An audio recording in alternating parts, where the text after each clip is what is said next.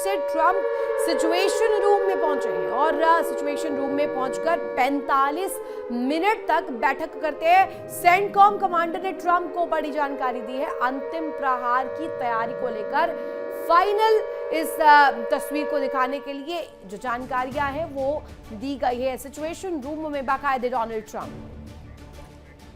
बिल्कुल, देखिए बड़ी जानकारी मिल रही है, लगातार इस तरह की इंफॉर्मेशन हम देख रहे हैं और एक बार फिर से ट्रंप सिचुएशन रूम पहुंचे हैं, एक बार फिर से ये बैठक चली है। 45 मिनट का इसका पूरा जो है अंतराल बताया जा रहा है। सेंटकॉम कमांडर ने ट्रंप को इस बाबत इंफॉर्मेशन साझा की है और अंतिम प्रहार पर इंफॉर्मेशन दी है।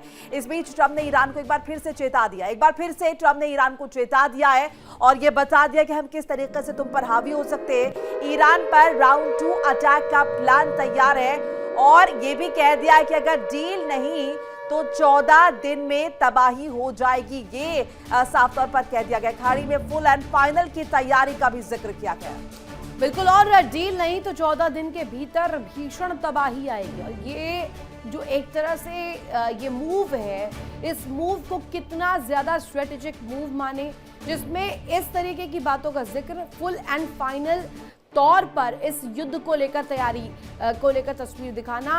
अब ये क्या उस सम्मान पर जो कि ईरान जिस धौंस को लगातार धता बता रहा है कि आपकी धौंस चलेगी नहीं। मनोज सर नासिर भी हमारे साथ कनेक्ट है, उनके पास भी जाएंगे, लेकिन मनोज सर वो धौंस तो अब कहीं ना कहीं पूरी तरीके से हवा ही साबित हो रही है कि आप बनाते जाइए प्रेशर, लेकिन ईरान उससे कुछ समझ ही नहीं रहा है।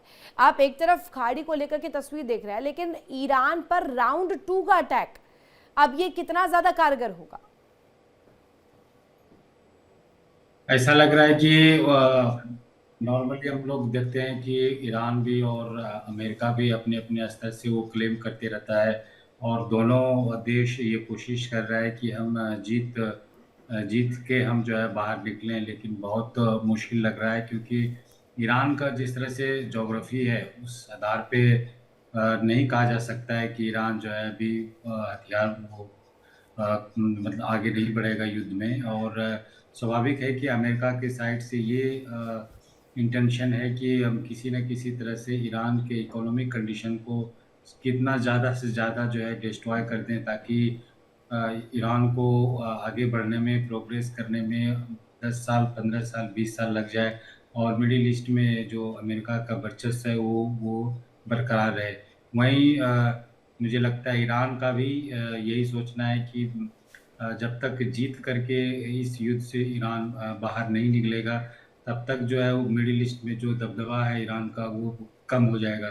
तो दोनों देश जो है कोशिश में ये है कि इस युद्ध को जीत करके आगे बढ़ा जाए। और ट्रंप का हम लोग शुरू से ही देख रहे हैं कि ट्रंप जो है धमकाने का जो रणनीति है उसके साथ साथ जो भी इंटरनेशनल भी दबाव बनाना चाहता है डिफरेंट कंट्री से।